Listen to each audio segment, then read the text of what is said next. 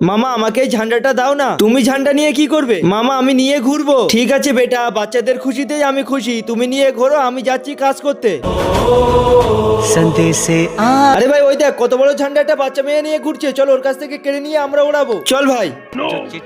ও কত সুন্দর ঝান্ডা। ওই মেয়ে ঝান্ডা আমাকে দে, আর চলে যায় এখান থেকে। না আমি দেবো না, এটা আমার মামা দিয়েছে। তুমি এত ছোট মেয়ে এত বড় ঝান্ডা নিয়ে কি করবে? দাও আমাকে। ওটা আমার ঝান্ডা, আমাকে দিয়ে দাও। আরে কি হয়েছে? আর তোমার ঝান্ডা কোথায়? মামা দুটো আঙ্কেল ঝান্ডা নিয়ে চলে গিয়েছে। কি তোমার ঝান্ডা নিয়ে পালিয়েছে? কোন দিকে গিয়েছে? মামা ওই দিকে গিয়েছে। ঠিক আছে তুমি গাড়িতে বসো, ওদেরকে ধরতে হবে।